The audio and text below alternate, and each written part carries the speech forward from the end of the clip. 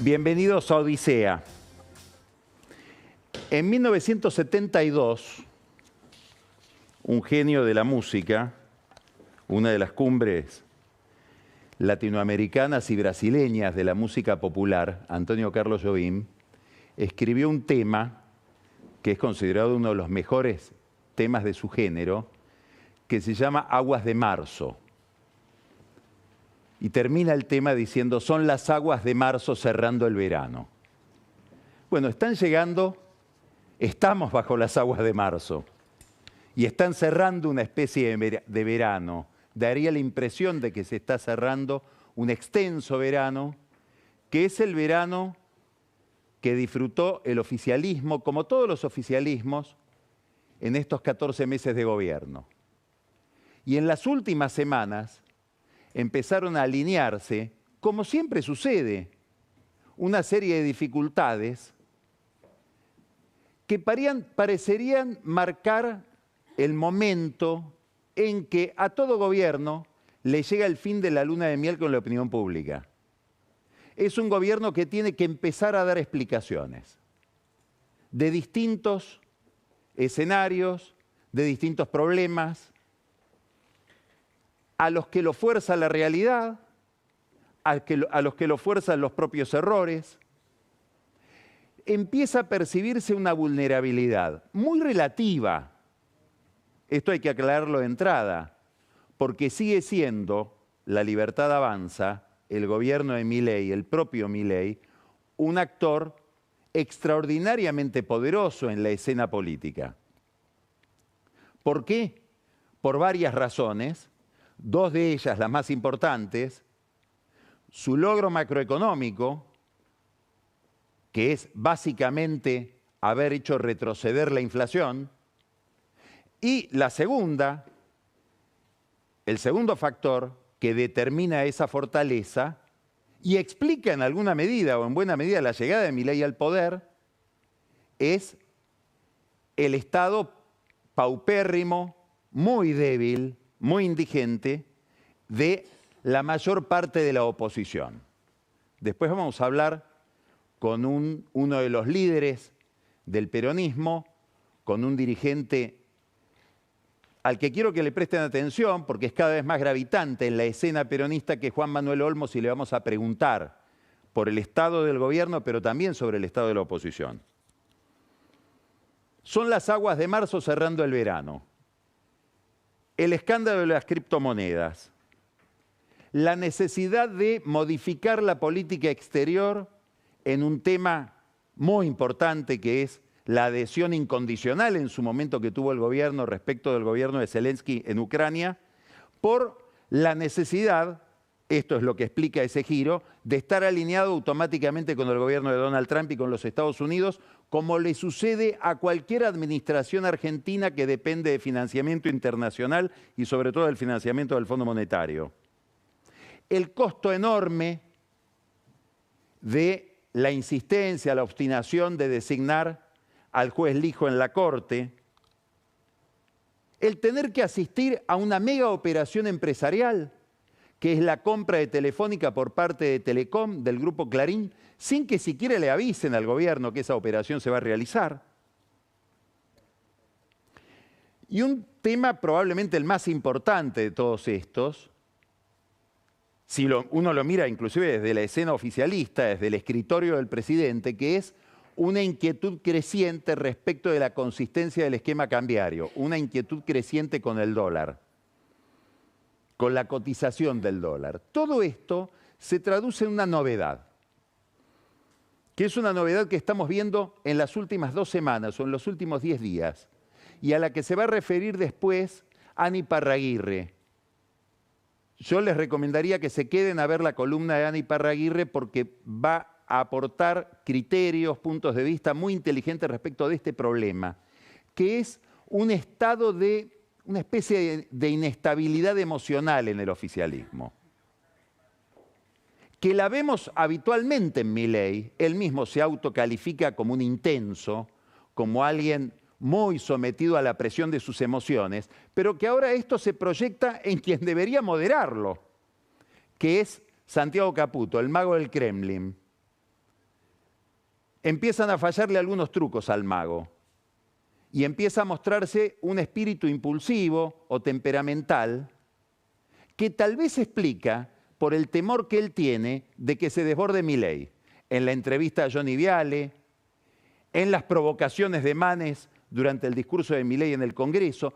Pero importa esto. Uno mira el oficialismo y empieza a ver que el factor emocional se vuelve muy importante en este grupo humano, que es un factor que no siempre en la política tiene esa gravitación. Entonces, eso plantea una incógnita adicional. Todo esto empieza a ser registrado en el exterior. Ha habido una columna muy fuerte que a Milei lo irrita mucho, del New York Times, sobre todo el escándalo con la criptomoneda Libra. Un cuadro pintado por The Economist también muy crítico respecto de todo ese episodio.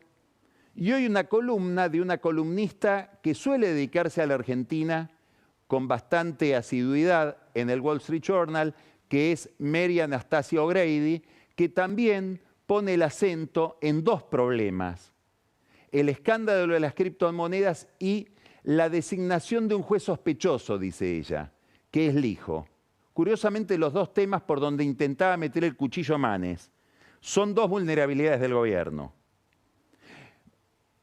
Milei entiende, y lo ha dicho, que no son críticas a él, que es un sistema de prensa, que es un sistema de periodismo que en realidad pone la mira en criticar a Trump y que a él se lo critica como una especie de metáfora de Trump o como una especie de sucedáneo de Trump y que por eso lo agreden.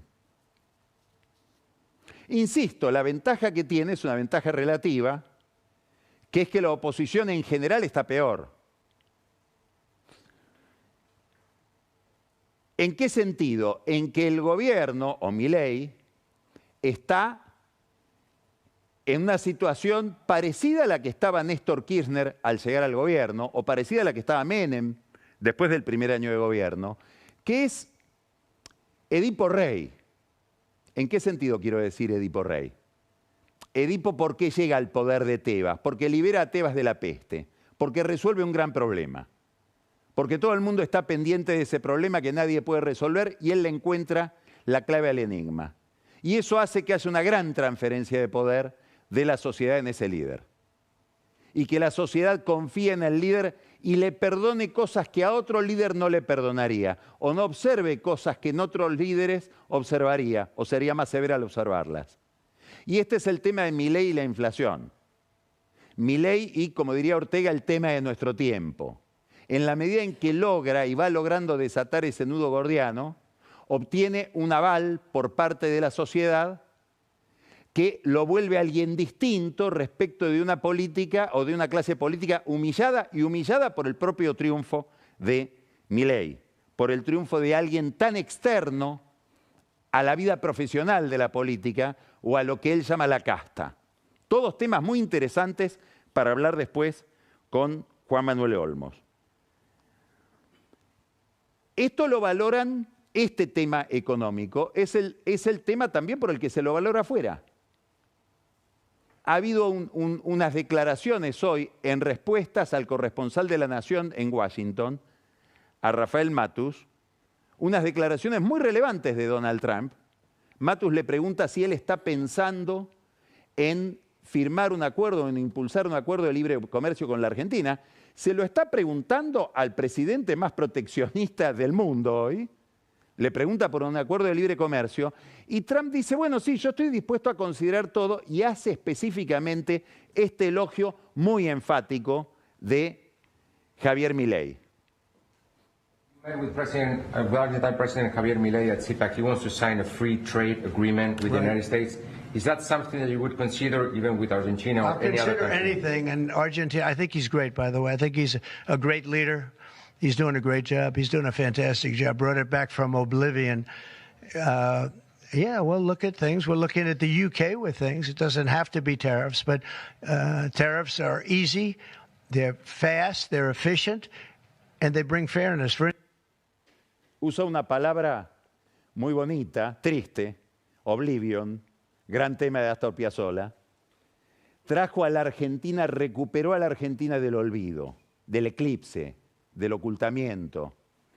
Bueno, este elogio, en un momento en que la Argentina está negociando en el fondo, y en un momento, como después vamos a ver, en que esa negociación se convierte clave para una variable estratégica, que es la variable del tipo de cambio, el precio del dólar, no tiene parangón, no tiene precio el respaldo de Trump a Milei. Es hoy el principal aliado de Javier Milei.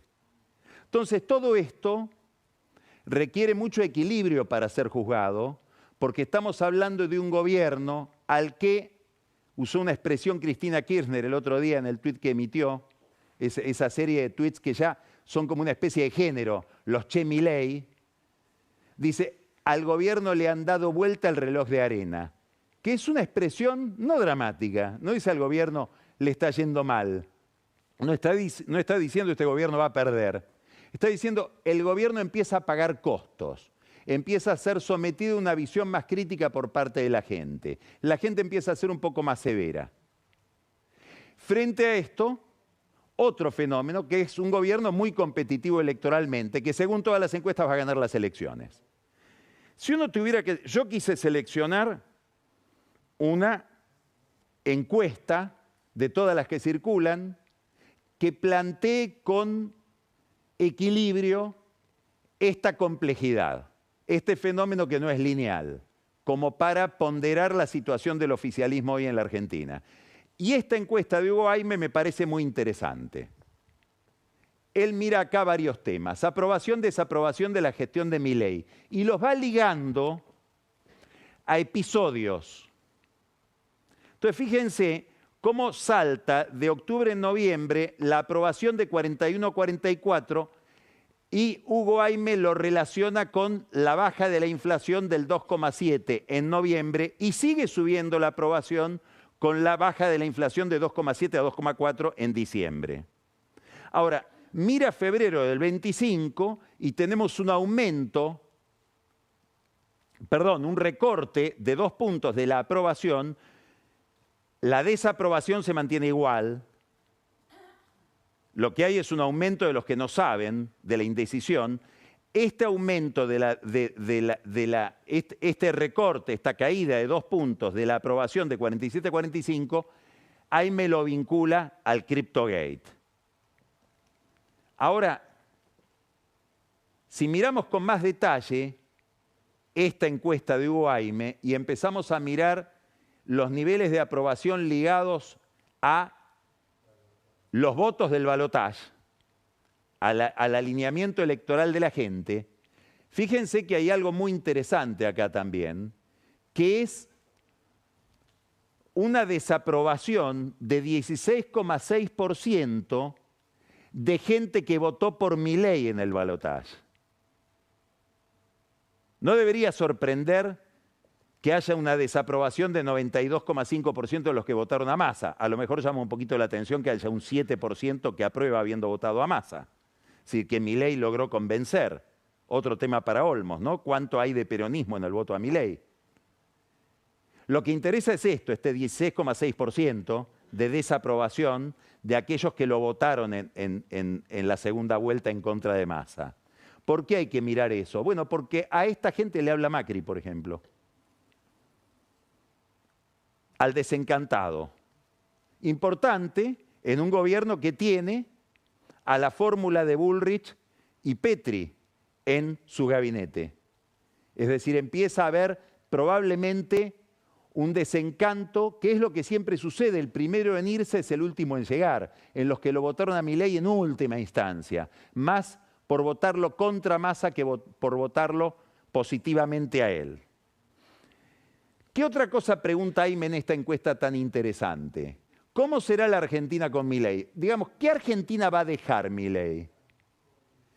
¿Va a haber mucha gente que vuelve a ser de clase media porque deja un país pujante? ¿O va a ser como un país latinoamericano en general, con muchos pobres, unos pocos ricos y casi no habrá clase media? Gana la segunda opción. Gana la del país empobrecido, 54% contra 41% que dice no. vamos a una recomposición, a una recreación de la vieja Argentina. Miremos otra pregunta. Esta es muy interesante también. Esta es muy interesante. Voy a hacer un comentario que me hizo ayer charlando con ella Ana Iparraguirre respecto de esto. El presidente hizo declaraciones, habla de Davos, condenando políticas vinculadas al feminismo, el aborto, los homosexuales, las políticas LGTB, a lo que él llama cultura woke. ¿En qué medida usted está de acuerdo con esto? Bueno, mucho, bastante, 36%. Poco, nada, 56%. Digamos, acá no le va bien a Milei. Y Ana Iparraguirre dice, el mandato de Milei era lo económico. En todo caso, el orden público, el haber despejado la calle de piquetes. Pero en el voto a Milei, sobre todo en la segunda, nadie le pidió que se meta con esta agenda. Hay una palabra fea que se usa para calificarla, comportamental, que tiene que ver con los comportamientos, que tiene que ver con la moral, que tiene que ver con la cultura ética, con el etos de determinada época en una sociedad. Bueno, ahí resbala. Ana diría, es un error. Si lo asesorara Milei, diría, es un error ese. Ahora, miremos el último cuadro que me interesa destacar en esta encuesta de UAIME. ¿A quién votaría como diputado nacional si las elecciones fueran hoy? 38,3% a los candidatos de Milei y 25,3% a los del peronismo kirchnerista. Y parece que ahí está el juego. Parece que ahí está el juego. Estos, los kirchneristas, son los que faltaron el sábado. Probablemente Milei y Caputo quedaron desconcertados porque preveían que todo lo que iba a haber era amigable. Eso es lo que rompió Manes. No estaba previsto que hubiera alguien haciendo de kirchnerista, no porque sea kirchnerista, que es lo que ahora dice el gobierno para descalificarlo a Manes. No, no estaba pensado, no estaba previsto que hubiera alguien hostigándolo a Milei y haciendo algo, ahora me voy a ir a un terreno resbaladizo, que tal vez Manes, como experto en mente, en cerebro, sabe hacer mejor que otros, que es hostigarlo hasta sacarlo. A alguien que se saca fácil. De Johnny Viale a Milei, y la mira bien, da la impresión de que Caputo se tira sobre la escena, irrumpe en la escena, no tan preocupado porque los argumentos de Milei eran flojos, que suelen ser muy flojos, sino porque Viale, al preguntarle, bueno, sí, pero vos, si cometiste un delito, lo cometiste como presidente, metiendo cizaña en esa materia, lo empieza a sacar. Uno empieza a ver un Milei que empieza a desbordarse emocionalmente. Y este es un problema. Vuelvo al tema del factor emocional. Pero ¿qué me interesa destacar acá? Que el apoyo a Milei es muy importante y que más allá de todo esto, cuando uno mira todas las dificultades, las vulnerabilidades, cuando uno mira en términos de Cristina Kirchner que le dieron vuelta el reloj de arena, ojo, gana, ¿eh? Y el otro día hablaba yo con un sociólogo experto en el conurbano que me decía, en La Matanza va a ganar. ¿Será tanto? ¿Será para tanto? No sabemos. Ahora, ha habido novedades en los últimos días importantes. Una tiene que ver, varias tienen que ver con el escándalo de las criptomonedas. Primero, ¿por qué? ¿Qué tiene, para mí, lo más interesante de ese escándalo? No le sucede hablando o metiéndose en una operación sobre petróleo o sobre soja. Le sucede en lo que se supone que es su campo. Criptomonedas, daba clases sobre criptomonedas, Milei. Lanzó otras criptomonedas que también fracasaron antes. Pero no me interesa tampoco eso, que sería una dimensión profesional, me interesa la dimensión ideológica. Si uno tuviera que hablar con Milei imaginariamente, habría que decirle, ¿viste que hay gente que quiere que no haya Estado? ¿Viste que hay gente que dice que hay que destruir, eliminar los bancos centrales? Que las sociedades mejoran, crecen, se perfeccionan, progresan, si el Estado que fija reglas desaparece y la única regla sería el afán de lucro y el mercado, la oferta y la demanda? Bueno, es esto que te pasó a vos. Así funciona.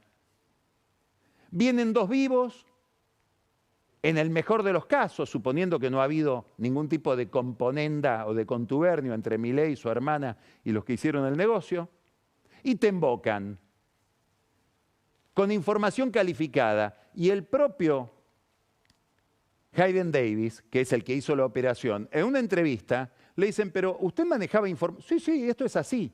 No hay concepto de estafa ahí.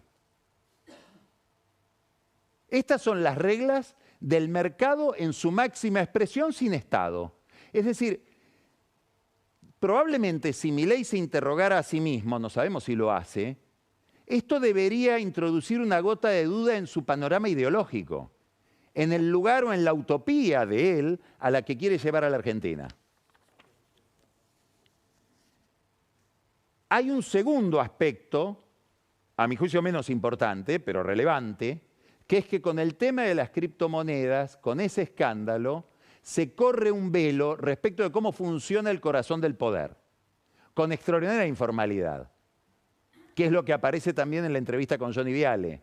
Hay una enorme confusión de gente que todavía no se dio cuenta de que ocupa un lugar público, que ejerce la representación de otros, que están ahí, que la institución es más importante que ellos mismos, que no es posible arguir la coartada de decir, no, pero lo hacía desde mi cuenta de Twitter privada. No hay privado cuando uno es presidente. No hay vida privada. Ese es el problema cuando uno se mete ahí. Y queda expuesta por primera vez la hermana del presidente, que como sabemos es alguien crucial en la vida de él, en el equilibrio emocional de él, en la relación entre él y las personas. Es una gran membrana osmótica, Karina Milei, entre él y el mundo. Por eso es tan importante que en este episodio haya quedado ella expuesta. Macri, cuando hizo apreciaciones sobre este tema, que fueron críticas, que es otra derivación de este episodio de las criptomonedas, y había una ruptura entre el PRO y la Libertad Avanza, este caso la aceleró o la profundizó. Macri dijo, esperemos que la justicia local tenga la capacidad de explicarnos qué pasó y no tengamos que confiar en el FBI. Bueno, aparentemente el FBI no va a intervenir, ni va a intervenir tampoco la justicia americana, porque el órgano, el SEC, que es el órgano de control de la Bolsa de New York, emitió un dictamen este fin de semana, diciendo que las criptomonedas no están sometidas a regulaciones por parte del sistema monetario americano y que hacer trampas con criptomonedas no es susceptible de ser penalizado. Es una novedad importante, es una definición muy importante para Estados Unidos.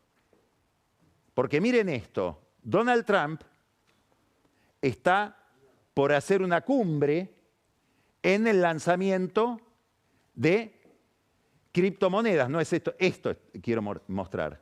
Esta es una publicación que acaba de salir, está en la web, que se llama Inteligencia Argentina, que se dedica justamente a nuevas tecnologías, inteligencia artificial, etcétera, que publica cómo Trump arma él una cumbre de criptomonedas en la Casa Blanca. Él ya lanzó criptomonedas que también fracasaron o fueron ocasión para movimientos especulativos como esta de Libra. También su mujer lo hizo. Bueno, lo que le está diciendo el órgano de control de todo el sistema de activos financieros de los Estados Unidos es, ahí no hay delito.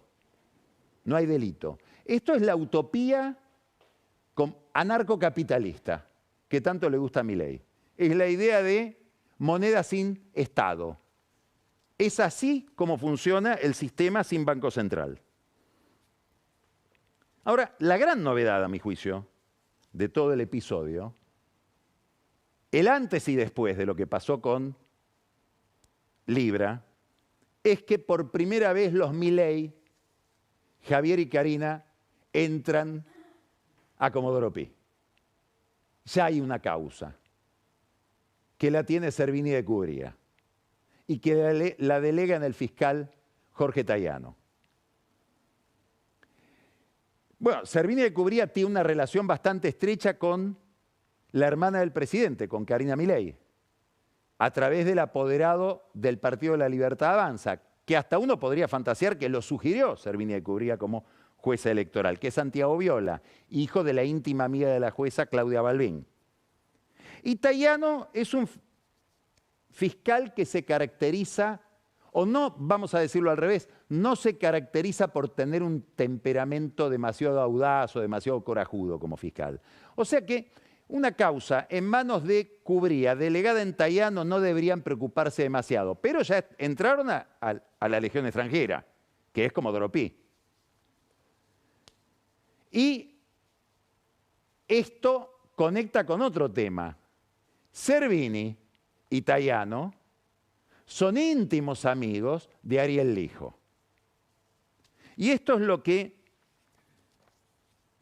alienta algunas especulaciones o rumores que salen de lugares muy cercanos al juzgado de Servini y en las que yo no creo, me parece demasiado lineal, pero bueno, todo se vuelve a veces muy lineal, que Servini habría mandado algún mensaje a la Casa Rosada para que se acelere o se refuerce el compromiso de Milei con Lijo.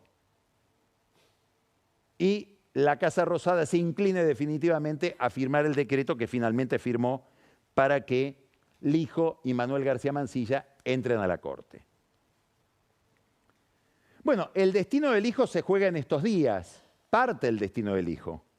¿Por qué? Porque él pidió una licencia extraordinaria, pues dice, no voy a abandonar mi juzgado, que es lo que tengo seguro, en pos de una aventura que no sé cómo termina, porque no sé si me van a terminar aprobando el pliego, o peor todavía, más importante, no sé si me lo terminarán volteando, porque si el Senado en algún momento rechaza el pliego del hijo de García Mansilla, se terminó la historia.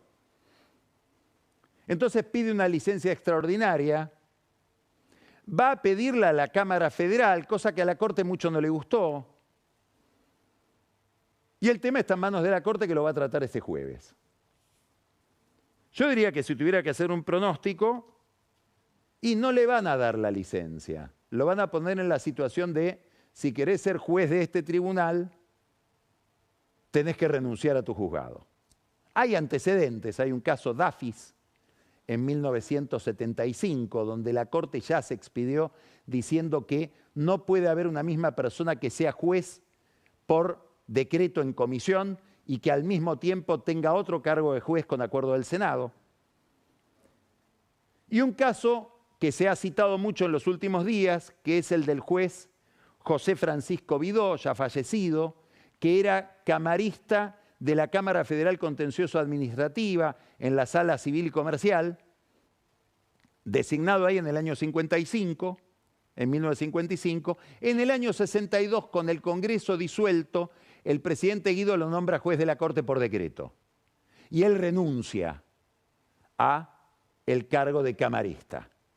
Esto sería un antecedente que pesa en contra de Lijo. Debemos también recordar que para dos jueces de la Corte, que son Rosati y Rosenkrantz, muy probablemente la presencia de Lijo ahí adentro no sea una linda noticia. No tanto por Lijo, que tiene causas abiertas sobre algunos de ellos, sobre Makeda y sobre Rosenkrantz, y que no cierra desde hace mucho tiempo, esto es un dato crucial para entender todo este juego, sino por Lorenzetti. Hay una enorme enemistad de estos jueces con Lorenzetti, y como todos sabemos, Lorenzetti hasta ahora ha sido el padrino de Ariel Lijo, cosa que probablemente le haya traído más problemas que beneficios a este juez que quiere ser juez de la Corte. Ahora, va a estar en una encrucijada él, y es que si le revocan la licencia que le dio la Cámara este jueves, va a tener que renunciar al juzgado. Está expuesto a que el Senado voltee el decreto por el cual se lo designó. También está expuesto García Mansilla a eso. ¿Qué dicen los expertos? Que si el Senado voltea el decreto no pasa nada, porque para remover a un juez hay que hacerle juicio político, aunque sea un juez puesto por decreto. No sirve voltear el decreto que lo designó. Y después ya está el otro problema, que es si el Senado va a convalidar o no los pliegos con 2/3 de los miembros. Y están los que dicen, no, lo que va a pasar es que los van a voltear los pliegos. Y están los que contestan, sí, puede ser, pero se necesita mucha voluntad política para eso. ¿Y quién se va a poner la mochila al hombro de voltear el pliego del hijo y el pliego de García Mansilla? Al final de todo, y esto me interesa no por la historia del hijo, no por la historia de García Mansilla, sino como un síntoma de la situación de la institucionalidad en la Argentina. Si uno hace el balance de todo el caso Lijo a lo largo de todos los meses que pasaron, desde enero, que fue la primera versión de que se lo iba a postular, da la impresión de que si Lijo llega a ser juez de la Corte, o si Lijo no llega a ser juez de la Corte, en cualquiera de los dos casos, es básicamente por casualidad, por una cantidad de circunstancias aleatorias. Porque hoy ni la clase política, ni la institucionalidad que es operada por la clase política está en condiciones de darse un plan y que ese plan sea sistemático y alcanzar un objetivo medianamente racional. Estamos un poco a merced del azar y de cómo se van alineando los planetas semana a semana. Mientras tanto, hay algo muy interesante, lo digo un poco para relajarnos y tiene un componente cómico. Cada vez que Milei menciona méritos del hijo por los cuales él lo designó, son méritos que no aparecen en el currículum del hijo. Es decir, el hijo tendría que ir agregando a su currículum antecedentes que ni él conocía de sí mismo. Experto en ciberseguridad. Ahora sabemos, dijo Milei, que mucha gente está en contra del hijo porque le tocó el bolsillo a mucha gente. Habría que aclarar en qué sentido. Si lo hizo con fallos que perjudicaron a los justiciables o le tocó el bolsillo en otro sentido. Porque, como ustedes saben, se lo acusa, como ahora en el Wall Street Journal, de ser un juez sospechoso. Bueno, todos estos problemas, el problema de las criptomonedas, el problema del hijo, el problema de haber tenido que girar en política exterior en el tema ucraniano, todo esto vuelve más y más y más importante el control de la inflación. Esa que es la columna vertebral, la piedra angular de este oficialismo, se vuelve más imprescindible. Y ahí es donde el problema del tipo de cambio se vuelve un problema también importante. Porque, como sabemos, en la Argentina tipo de cambio e inflación van de la mano. Y el gobierno lleva una política cambiaria centralmente como política antiinflacionaria. Bueno, apareció el Bank of America, que es un banco importante en Wall Street, es el tercer banco de inversión de los Estados Unidos. Es un banco, importante esto, que no suele ejecutar mandatos del gobierno, es decir, no tiene negocios con el gobierno, que dice acá el tipo de cambio está trazado, es decir, tocó un cable de 500 kilowatts, porque es de lo que no hay que hablar, el presidente se pone muy nervioso cuando se habla de eso, y además, de acá a fin de año va a haber una devaluación, probablemente después de las elecciones. Bueno, salió a contestar, como es obvio, Luis Caputo, el ministro de Economía, y curiosamente el banco dijo, a pesar de las declaraciones del ministro de Economía de la Argentina, nos ratificamos en nuestra posición. Novedoso, importante, fuerte como declaración. Si uno mira los futuros del dólar, los del ROFEX, se empieza a insinuar que a medida que pasan los meses, las operaciones empiezan a hacerse a precios que no van de la mano de una devaluación del 1%, que es la que el gobierno promete de acá hasta que el gobierno diga. Es decir, empieza a haber tensión sobre el tipo de cambio y empieza a haber la perspectiva de que va a haber una devaluación. Y claro, todo esto se alinea con la situación de las reservas y el efecto que tiene un dólar muy barato. Y si uno quiere mirar algunos de esos efectos, nos vamos a detener en uno. Esto es un cuadro de Fernando Marul, este gráfico, que nos compara dos momentos de, digamos, un DM2, dos momentos de gran salida de argentinos al exterior para hacer turismo. Acá hay una curva, que es la curva más oscura, azul marino, que son las salidas de turistas en miles de personas. Fíjense, en el año 2000, agosto de 2017, enero de 2018, aquel verano del 18, importante, porque veníamos del atraso cambiario de Macri, que le permite a Macri hacer una gran elección en el 17 y que después lo lleva a Macri a la crisis de reservas que debe enfrentar Sturzenegger y después Luis Caputo y que termina un acuerdo con el Banco Central donde hay que devaluar. 2.050.000 turistas que se van al exterior en aquel verano.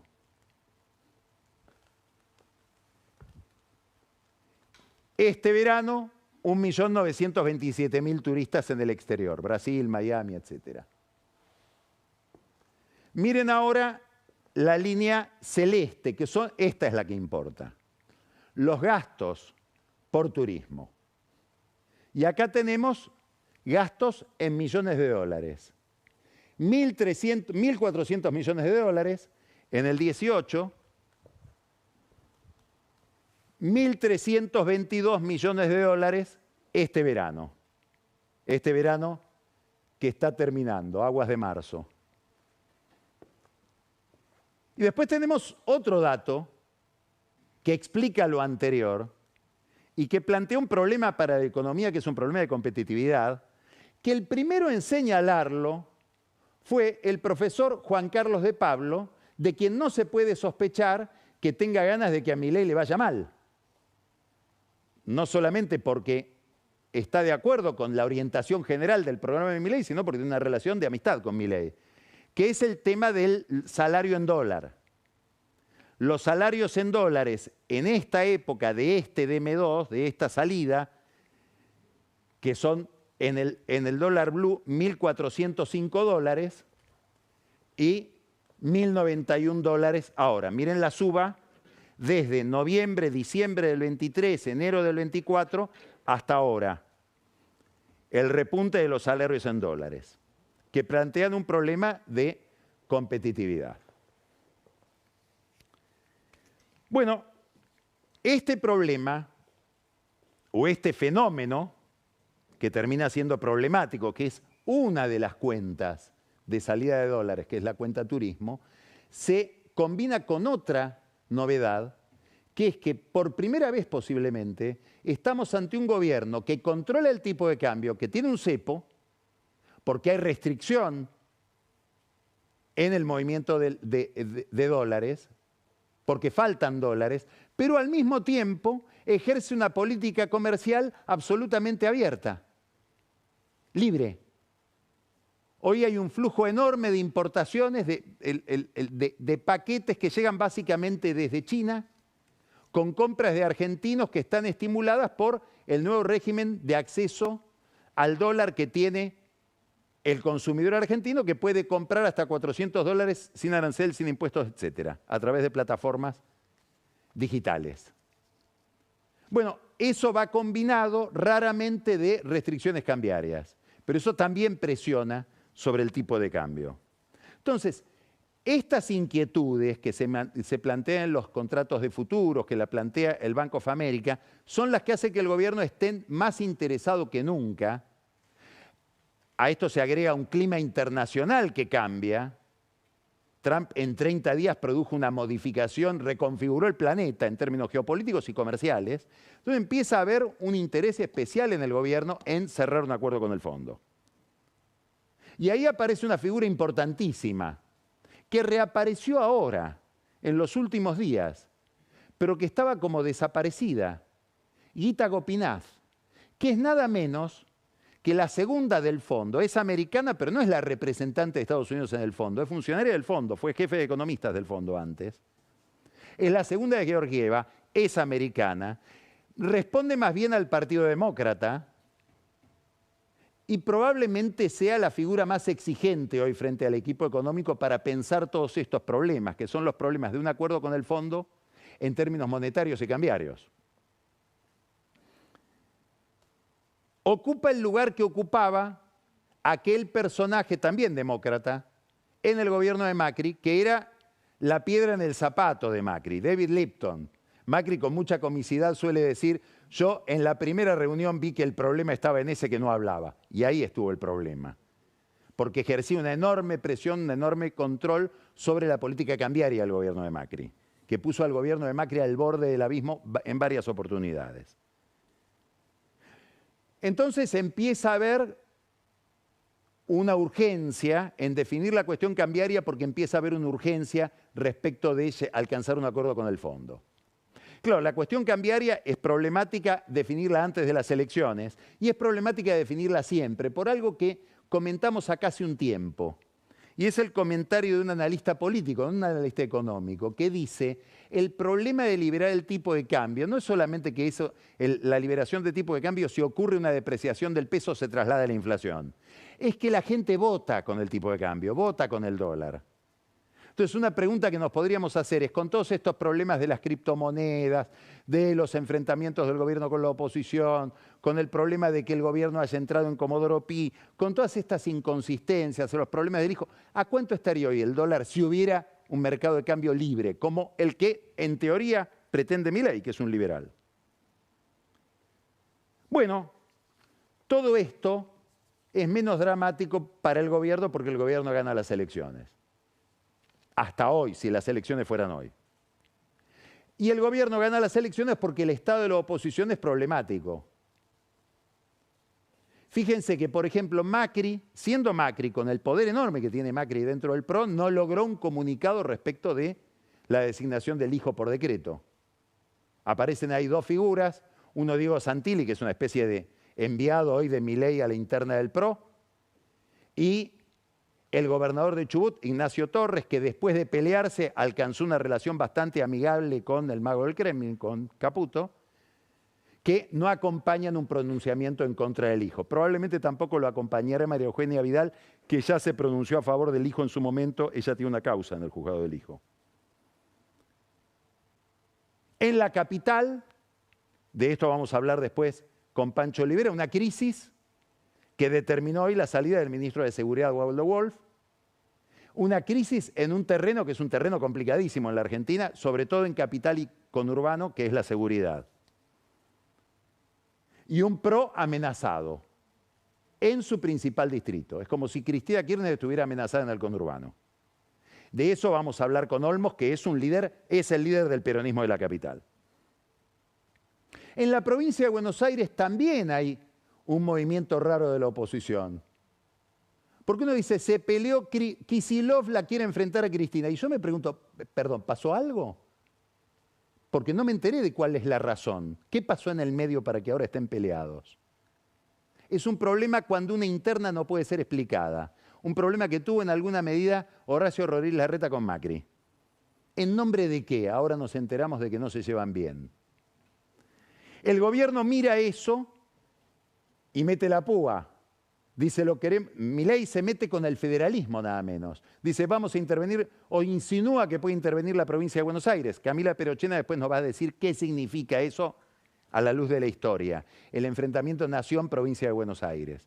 Y obliga hasta la cámpora, hasta al principal adversario de Kicillof en la provincia, que es Máximo Kirchner, a tener que sostenerlo a Kicillof. El gobierno entiende, siguiendo consejos de algunos dirigentes políticos que rodean a este oficialismo, probablemente, imagino, Joaquín de la Torre, que le conviene que haya una fractura entre el kirchnerismo de Cristina y Kicillof. Mientras tanto, Cristina sigue teniendo el poder sobre el conurbano, que es el que le ha dado poder siempre. El radicalismo tampoco se puede poner de acuerdo en un tema institucional como el del hijo.